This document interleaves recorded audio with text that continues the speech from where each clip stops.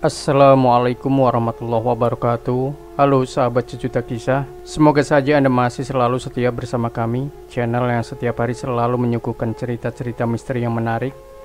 Dan kali ini kami sudah menyiapkan sebuah kisah misteri yang berjudul Darah Keturunan Kerajaan Pajajaran. Flashback tahun 2012 akhir. Saat itu saya duduk di bangku kelas 3 SMK di salah satu kabupaten di Jawa Timur.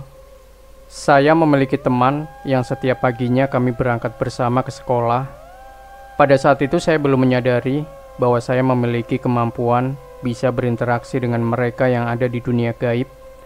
Tetapi ternyata temanku itu juga memiliki kemampuan yang sama, namun sudah terasah bakatnya. Akhirnya temanku memberitahu bahwa aku memiliki bakat indigo. Pada suatu malam aku dan kawan-kawanku melakukan sebuah uji nyali. Lokasi uji nyali berada di sebuah lembah bukit di bagian timur kotaku. Di sana memang terkenal angker. Kami tiba di lokasi uji nyali sekitar pukul 11 malam dan sepakat untuk berpencar, kemudian berkumpul lagi pada pukul 1 dini hari.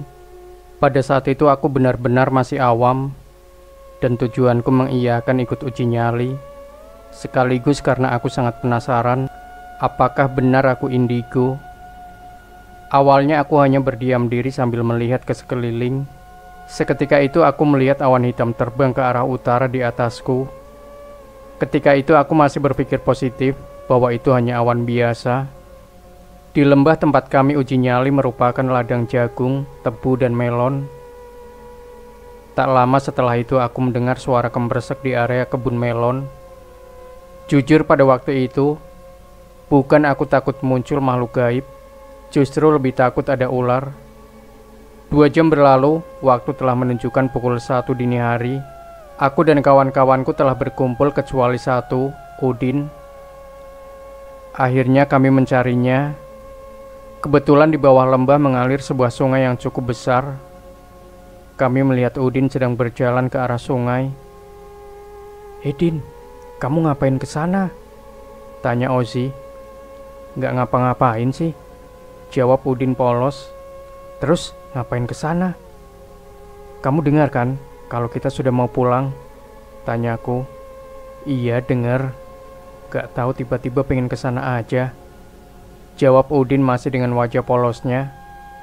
Meskipun Udin bersikap agak aneh, tetapi kami memilih untuk tak menghiraukannya. Akhirnya kami pun pulang ke rumah masing-masing. Tak disangka setelah aku melakukan uji nyali, ternyata benar saja bakat indigoku terasah.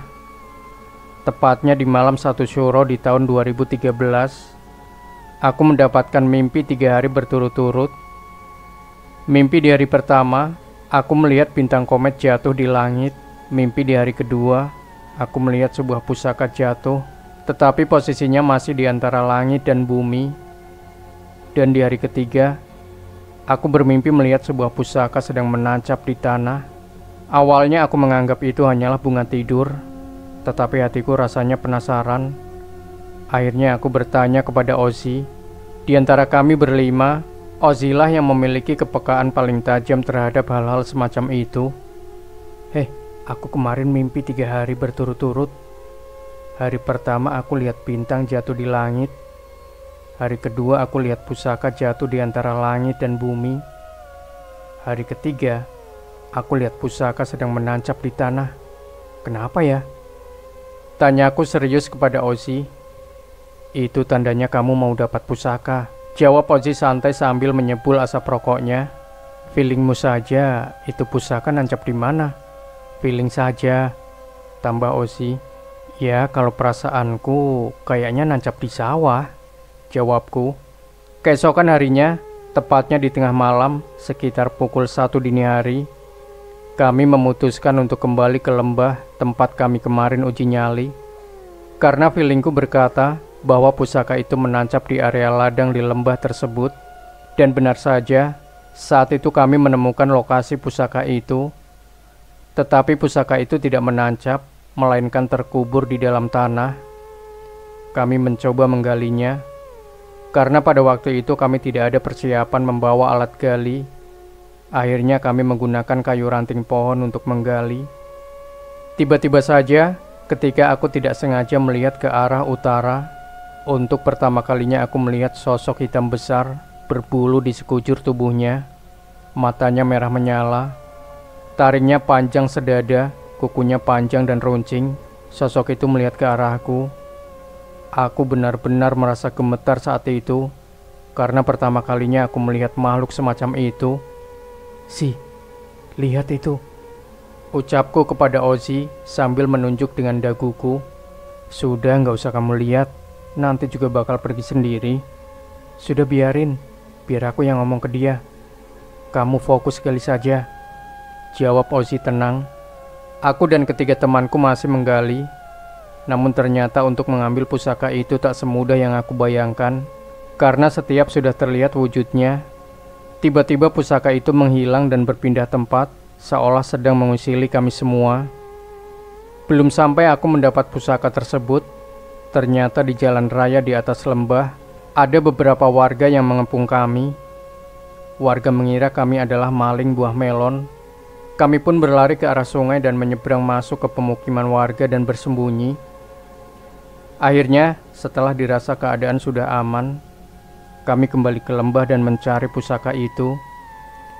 Namun karena waktu sudah menunjukkan pukul 3 pagi, akhirnya aku hanya berbicara dalam hatiku, "Kalau kamu memang minta ikut aku, ya sudah, nggak apa-apa, ikut saja.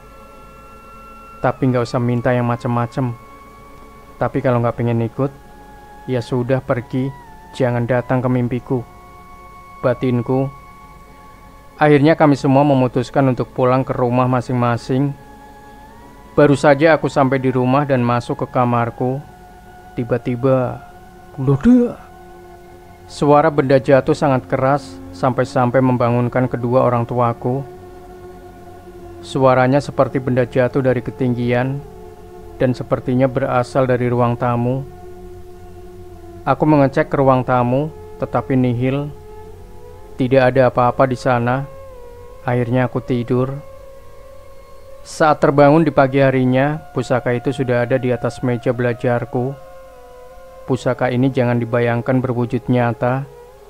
Pusaka semacam ini juga gaib dan hanya bisa dilihat oleh orang-orang tertentu yang pusaka tersebut kehendaki. Pusaka tersebut berbentuk pedang, panjangnya sekitar 1 meter. Pegangan pedangnya terbuat dari emas. Terdapat banyak batu mulia yang tertanam di pegangan emas tersebut. Sarung pedangnya pun terbuat dari emas, dan di atasnya terdapat 3 batu permata. Mata pedangnya sendiri berwarna putih bening mengkilat, dan di tengah mata pedangnya tertulis lafaz "La ilaha illallah". Aku benar-benar terkejut, karena ternyata pedang itu memilih untuk ikut denganku. Pedangnya itu jika berubah wujud, dia merupakan seekor naga emas. Pernah pada suatu malam, aku diajak berkeliling kotaku. Aku naik di kepalanya, aku berpegangan di kedua tanduknya. Diameter naganya berkisar 5 meter, panjangnya sekitar 100 meter. Aku benar-benar terbang mengelilingi kotaku, memperhatikan kotaku dari ketinggian. Dari situlah awal mula aku peka terhadap hal-hal semacam itu, dan kejadian-kejadian aneh mulai bermunculan. Tetapi lama-kelamaan aku sudah terbiasa dengan bakat yang aku miliki. Suatu hari aku dan keempat kawanku pergi ke pantai Kabupaten Pacitan, Jawa Timur. Tujuan kami ke sana adalah untuk membuang semua benda, energi, aura yang menempel di badan Mito. Mito kawanku itu diibaratkan seperti magnet. Setiap kali kami pergi ke daerah yang ternyata wingit, pasti selalu saja ada benda atau energi yang menempel di badan Mito. Efeknya, Mito menjadi sering sakit-sakitan. Akhirnya kami memutuskan untuk membuangnya di pantai di Pacitan. Setelah Mito selesai melakukan pembuangan energi negatif yang ada di tubuhnya, kami pun bermain-main di pantai. Tiba-tiba kami melihat pasukan berkuda datang di tengah pantai. Di bagian tengah di depan sendiri, kami pertama kali melihat seorang perempuan yang dari pakaiannya terlihat seperti ratu. Tetapi kami tidak mampu melihat raut wajahnya. Yang terlihat hanyalah cahaya putih yang menutupi wajahnya. Kami hanya mampu melihat tubuhnya saja. "Oh itu, teman-teman, kita mau dikasih pusaka sama Kanjeng Ratu. Kalian pada mau nggak? Tanya Ozzy kepada kami semua. Emangnya apa? Tanyaku penasaran. Ya ada lah, tapi mau nggak? Jawab Ozzy. Ya sudah, nggak apa-apa sih, jawabku dan Mito bersama-sama. Tak lama setelah itu aku mendapatkan pusaka dari seorang perempuan yang muncul di tengah hutan bersama pasukan berkudanya, yang menurut penuturan Ozzy, dia adalah Kanjeng Ratu Kidul. Aku mendapatkan sebuah keris Nogososro lekuk 7. Di tengah mata kerisnya berwarna merah, sisanya berwarna emas. Keris tersebut juga berwujud naga. Kepala naganya ada di ujung gagang atau pegangan kerisnya. Kemudian mata kerisnya merupakan badan dan ekornya. Masing-masing dari kami berlima diberi pusaka oleh Kanjeng Ratu Kidul. Alasannya entah apa, mengapa kami yang dipilih. Tapi ternyata setelah banyak bertanya dan menelusuri jejak kakek buyut kami dulunya, kami berlima masih keturunan dari kerajaan berjaya di masa dulu. Untuk aku sendiri, aku masih memiliki darah keturunan kerajaan Pajajaran. Ceritanya sangat panjang mengenai garis keturunan tersebut. Sedangkan keempat kawanku pun masih ada darah keturunan kerajaan Majapahit, yang mana kerajaan-kerajaan tersebut merupakan sekutu dari kerajaan Laut Selatan. Maka dari itu Kanjeng Ratu Kidul memilih kami untuk diberi amanah sebuah pusaka. Pusaka keris Nogososro pemberian dari Kanjeng Ratu Kidul memiliki perwujudan seekor naga dan memiliki elemen api. Sedangkan keempat temanku juga mendapatkan pusaka keris, hanya dengan bentuk dan elemen yang berbeda. Ozzy sendiri mendapatkan naga elemen air.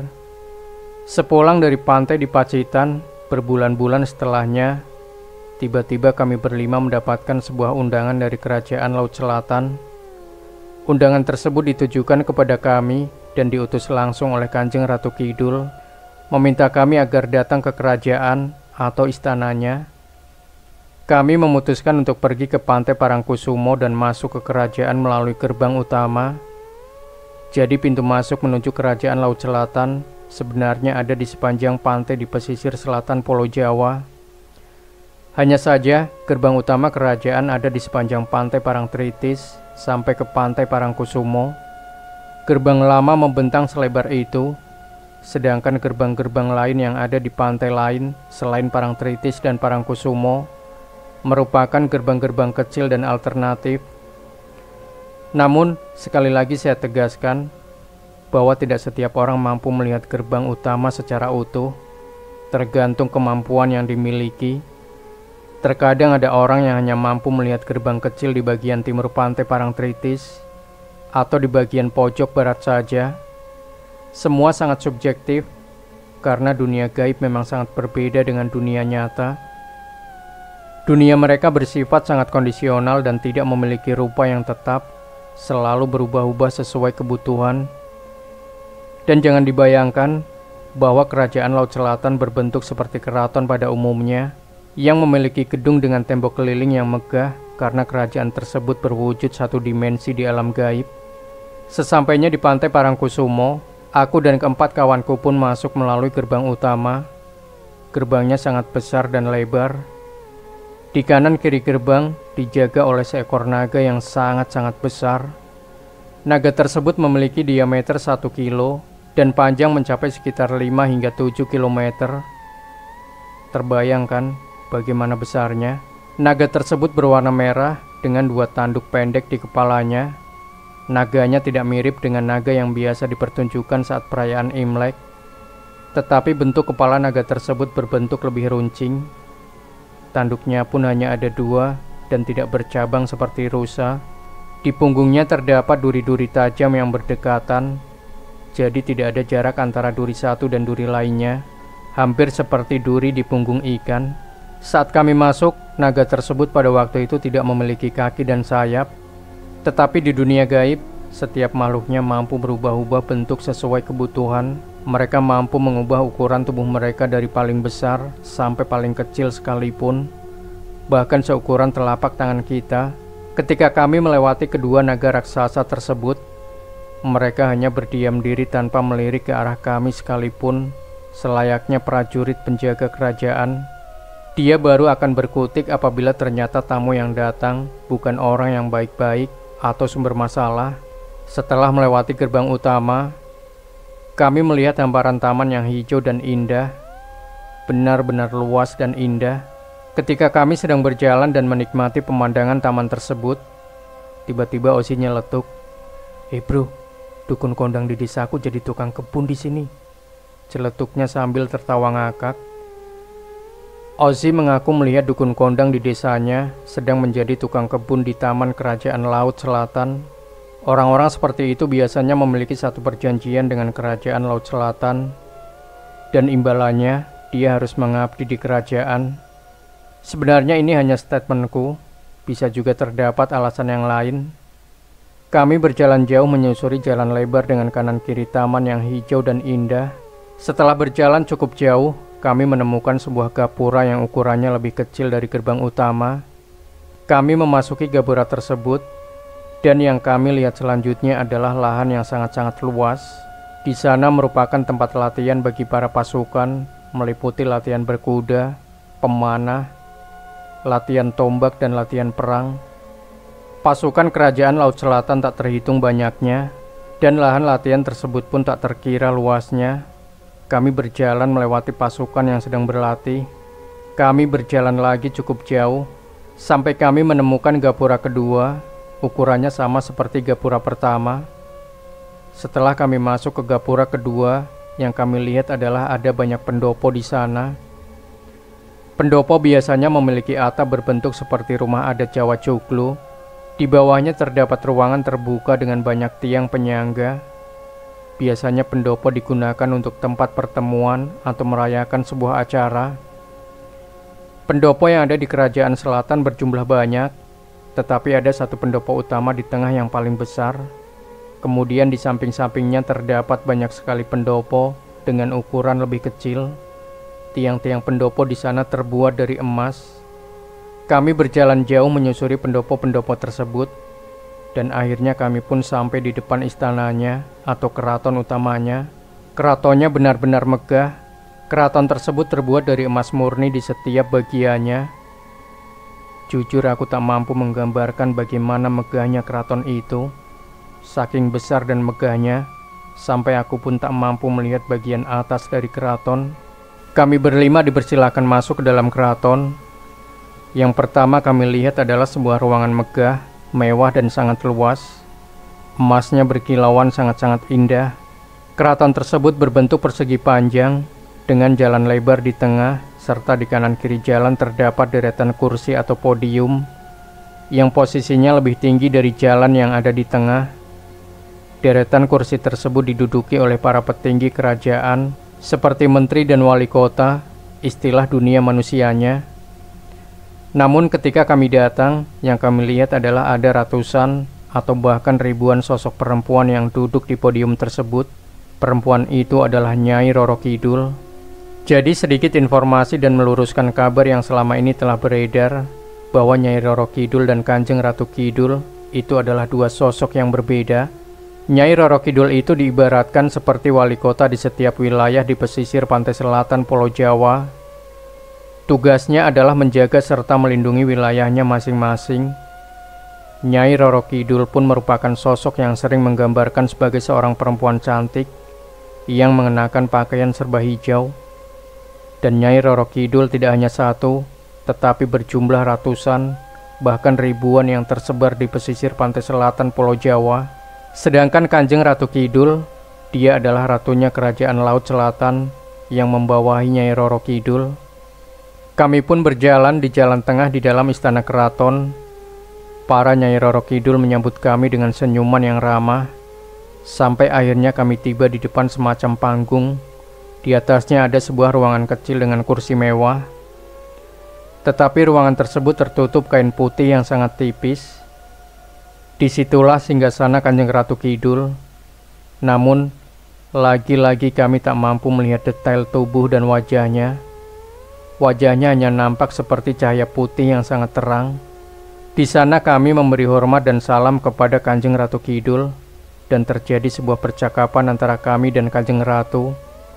Tetapi aku tidak bisa memaparkan sesuatu yang kami bahas, karena meskipun kami telah diberi izin untuk menyebarluaskan cerita ini, namun mereka tetap meminta ada beberapa hal yang tetap harus dijaga kerahasiaannya, terutama apabila itu menyangkut dengan nama baik dan kerajaan Laut Selatan itu sendiri.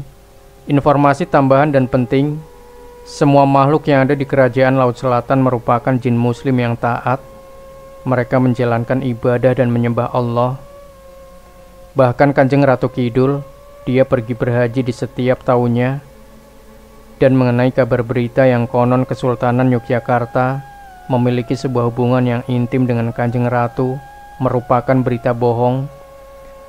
Kanjeng Ratu merupakan perempuan yang suci dan bermartabat.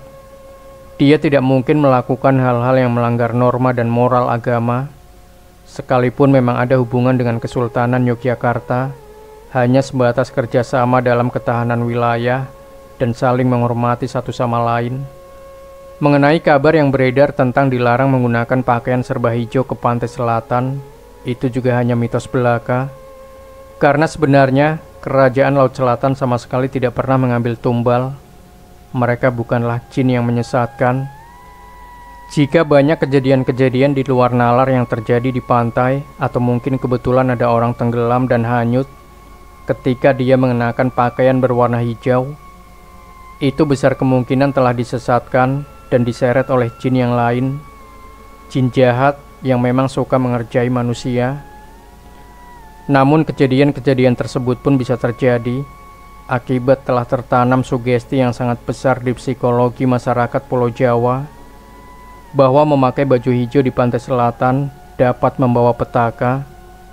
Akhirnya banyak yang termakan oleh sugesti yang dibuat oleh pikirannya sendiri. Karena aku berbicara dengan sejujur-jujurnya, kerajaan Laut Selatan tidak pernah sedikit pun memiliki niat jahat kepada manusia. Jika manusia tersebut pun menjaga tata krama dan sopan santun, serta tidak melanggar aturan dan norma yang berlaku di masyarakat, khususnya di wilayah pantai selatan, Nyai Roro Kidul dan Kanjeng Ratu Kidul pun sama sekali tidak pernah meminta dibawakan sesajen dan sejenisnya. Namun banyak orang yang memberi sesembahan kepada mereka dengan alasan pesugihan dan lain sebagainya. Tetapi bisa dipastikan apabila pesugihan tersebut berhasil, manusia tersebut telah disesatkan oleh jin musyrik di luar jin kerajaan Laut Selatan. Dan biasanya jin-jin semacam itu akan meminta tumbal sebagai gantinya. Setelah kami dijamu dan terjadi sebuah pembicaraan dengan Kanjeng Ratu Kidul, kami pun dipersilakan untuk pulang. Berbulan-bulan setelahnya, aku dan keempat kawanku sedang berkumpul di rumahku. Kami hanya sedang bermain-main saja. Tiba-tiba angin besar datang bersamaan dengan hujan deras dan badai. Padahal kondisi sebelumnya terang benderang dan cuaca terlihat normal alias tidak mendung. Ternyata pasukan kerajaan Laut Selatan datang berbondong-bondong. Mereka tidak sendiri, melainkan bersama dengan pasukan kerajaan Pajajaran yang dipimpin Prabu Siliwangi. Pasukan dari kedua kerajaan tersebut benar-benar banyak. Mereka semua berkumpul di hamparan sawah di sebelah timur rumahku, karena letak rumahku berada tepat di sebelah barat area persawahan. Mereka datang bukan tanpa alasan, melainkan mereka meminta pertolongan. Akan tetapi aku tidak bisa memaparkan sesuatu hal apa yang sedang mereka hadapi, karena aku berkali-kali ditegur oleh mereka bahwa untuk bagian yang satu ini harus dirahasiakan. Jadi hanya beberapa orang saja yang boleh diberitahu. Yang jelas, masalah yang dihadapi oleh kerajaan Laut Selatan pada waktu itu sangat berkaitan langsung dengan manusia dan wilayah pesisir pantai utara. Lalu mengapa ada kerajaan Pajajaran dan Prabu Siliwangi di sana? Seperti yang sudah saya bilang, bahwa ada banyak kerajaan di masa dulu yang merupakan sekutu dari kerajaan Laut Selatan. Dan menurut cerita yang beredar, di zaman dulu, pada masa kejayaan kerajaan Pajajaran, terjadi sebuah konflik antara sang raja, yaitu Prabu Siliwangi dengan anak kandungnya sendiri. Akhirnya karena Prabu Siliwangi ingin menghindari konflik tersebut, Prabu memutuskan untuk muksa atau menghilang. Tidak hanya dia sendiri, tetapi juga beserta seluruh wilayah keraton dan penghuninya. Jadi sepengetahuanku, mereka tidak meninggal, tetapi mereka muksa. Muksa berarti menghilang dari atas bumi, dan dunia manusia kemudian berpindah ke dimensi alam lain, hingga saat ini masih menjadi sekutu dari Kerajaan Laut Selatan. Semua pengalamanku tentang Kerajaan Laut Selatan bisa dibilang berhenti sampai di situ, karena setelah tahun 2013 aku pergi merantau ke Yogyakarta. Naim pun memutuskan untuk melanjutkan studi di Semarang, sedangkan ketiga temanku yang lain mereka bekerja di kota asal kami, sehingga kami berlima benar-benar menjadi sangat jarang berkumpul. Jangankan berkumpul, bertemu saja sudah sangat jarang. Semua telah memiliki kesibukannya masing-masing. Lalu apa hubungannya Kerajaan Laut Selatan dengan pusaka pedang yang aku dapatkan di awal cerita ini? Aku menduga bahwa pusaka pedang tersebut bisa jadi ada kaitannya dengan Kerajaan Pajajaran atau Kerajaan Laut Selatan, karena terlihat dari ciri-cirinya, pedang tersebut terbalut emas, batu mulia, dan batu permata. Jelas bukan sebuah pusaka biasa, melainkan pusaka milik kerajaan yang besar. Ketika aku awal menetap di Jogja, aku masih sering berkunjung ke Parangkusumo. Tetapi lambat laun aku memutuskan untuk menutup semua kemampuanku. Karena pada waktu itu aku mengemban amanah menjadi Ketua Rohis 45 kampus se-Jogja. Aku ingin lebih mendekatkan diri kepada Allah, dan aku berhasil menutupnya. Aku sudah tidak peka lagi terhadap hal gaib. Akan tetapi, bakat indigo sejak lahir diibaratkan seperti pisau. Kalau diasah, dia akan tajam. Jika dibiarkan, maka akan tumpul. Meskipun aku berhasil menutup, tetapi terkadang masih sering kambuh. Terutama ketika aku kembali mengingat memori yang dulu pernah aku alami di dunia gaib. Seperti saat ini, aku menceritakan kembali bukan tanpa resiko. Kata mereka, dengan aku kembali menceritakan hal ini, berarti aku sedang mengasah pisau tersebut. Besar kemungkinan aku akan kembali peka terhadap hal-hal tak kasat mata. Namun, aku sudah siap dengan segala risikonya. Aku berharap cerita pengalamanku bisa dipetik sebuah hikmah dan pelajaran untuk kita semua. Demikian sahabat sejuta kisah. Jangan lupa berikan komentar Anda, like, share video ini, subscribe channel Sejuta Kisah, dan nantikan kembali cerita-cerita misteri terbaru dari kami. Wassalamualaikum warahmatullahi wabarakatuh.